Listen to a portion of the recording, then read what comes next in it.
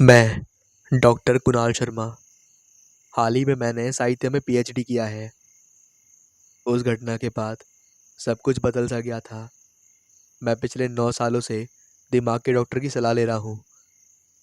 कुछ घटनाएं ऐसी होती हैं जो आपकी ज़िंदगी में कभी भी आप भूल नहीं पाते, और ये घटना मुझे आज भी काली नागिन बन के डसती है। वह एक बहुत खौफनाक रात थी। ये 10 साल पहले की बात है। मैं अपने कमरे में बैठा था और सैटरडे की शाम थी। मेरे पास कोई काम नहीं था। उतने में मेरे दोस्त मुकेश का कॉल आया। उसने मुझसे कहा, अरे यार, गणेश की बर्थडे पार्टी है और उसने हमें भी इनवाइट किया है।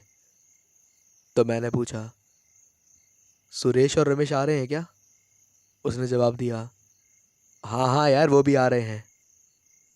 चलो ठीक है, मैं भी चलता हूँ। ये कहकर मैंने फ़ोन रख दिया और मैं पार्टी के लिए रेडी होने लगा। पार्टी 10 बजे थी। मैं 9:30 बजे घर से निकल गया। मैं वहाँ 10 बजे पहुँच गया था। वहाँ बहुत सारे दोस्त आए थे। वह बहुत बढ़िया पार्टी थी। हमने बहुत इन्जॉय करा। पार्टी में सुरेश, रमेश और मुकेश ने बहुत ज़्यादा ड्रिंक कर लिया था। तो मैंने सोचा कि उन तीनों को घर छोड़ देता हूँ, फिर मैं घर चला जाऊँगा।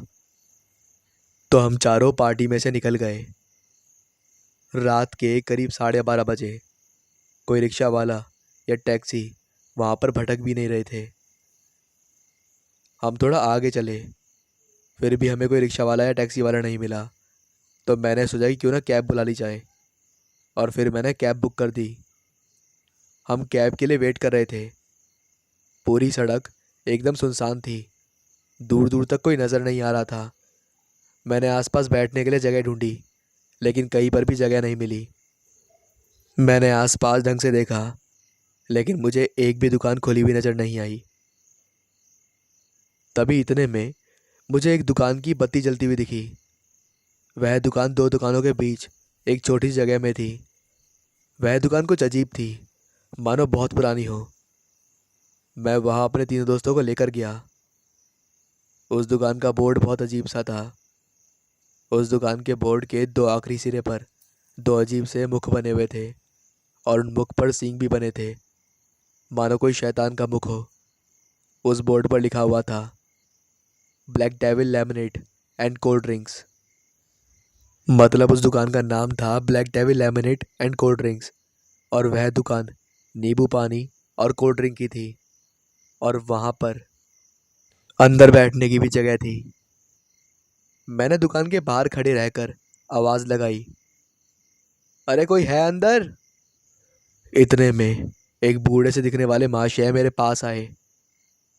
उन्हें देखकर मुझे कुछ अजीब लग रहा था। वे कुछ अजीब से थे। उन्होंने एक फटी पुरानी चादर ओढ़ी थी, और चादर के नीचे के कपड़े ठीक से नहीं दिख रहे थे, सिर्फ चादर ही दिख रही थी। उनका चेहरा कुछ अजीब सा था। उनके चेहरे पर एक अजीब सी कशिश थी।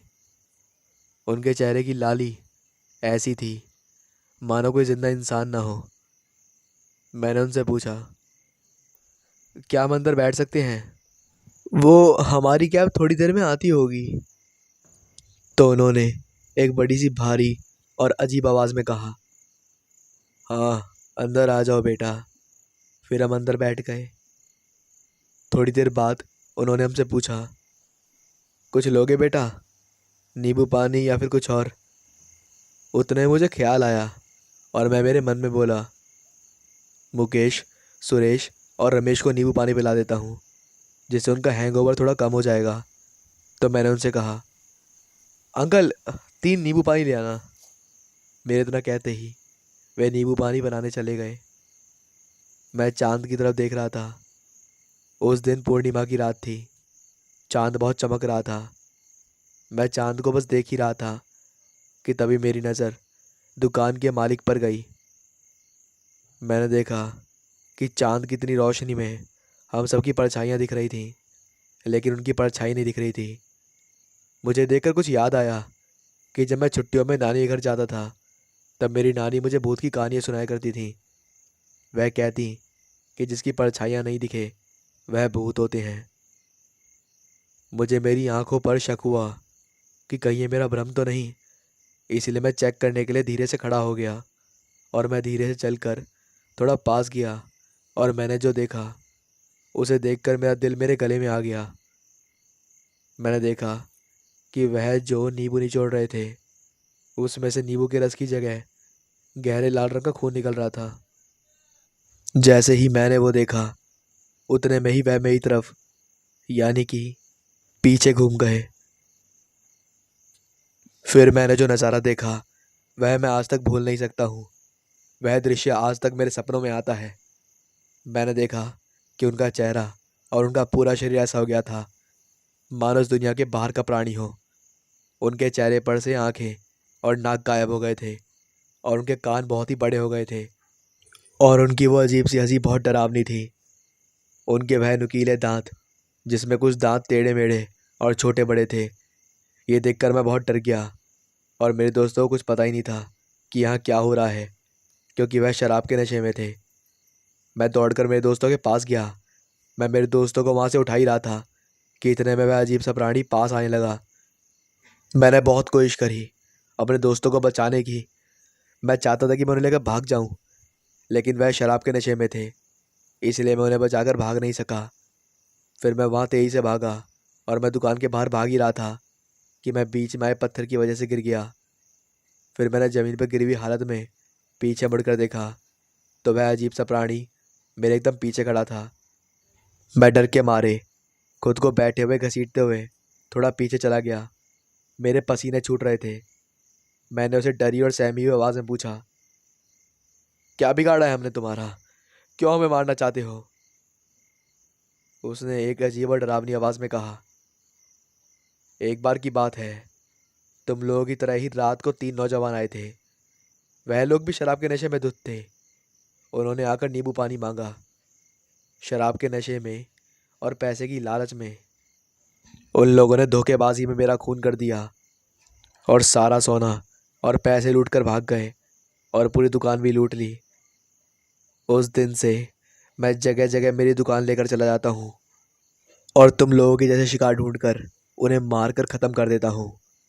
यही मेरी आत्मा को शांति देता है। मैं उसे कहने लगा, मुझे छोड़ दो, मुझे जाने दो, मुझे छोड़ दो। उतने में वहाँ कैब आ गई। मैं जल्दी से भागता हुआ कैब में चढ़ गया और मैंने कैब ड्राइवर से कहा, जितनी जल्दी हो सके उतनी तेज़ निकलो। मेरे पसीने छूट रहे थे। मैं कैब में बैठा बोल रहा था, राम राम राम राम राम। मैं बहुत डरा हुआ था। इतने में कैब ड्राइवर ने मुझसे पूछा, अरे साहब, आप इतने डरे हुए क्यों हो? आप किससे और किसको देखकर चिल्ला रहे थे? ये सुनकर मेरे रोंगटे खड़े हो गए। मतलब मतलब वो आदमी सिर्फ मुझे ही दिख रहा था। और ये सुनकर मैं इतना डर गया कि मैं वहीं बेहोश हो गया। फिर मैं सीधा घर पर उठा। मुझे बहुत तेज़ बुखार आ रहा था और मैं बहुत डरा हुआ था। ये घटना मुझे हर रोज़ सपने में आती थी और आज भी कभी कभी आती है। वो उस दुकान के मालिक का दृश्य, वह अजीब सा प्राणी, सब मुझे अभी भी कभी कभी सपने में डराता है। इस घटना के बाद मैंने अपने 3 दोस्त मुकेश, सुरेश और रमेश को कभी नहीं देखा और वो आज तक लापता हैं।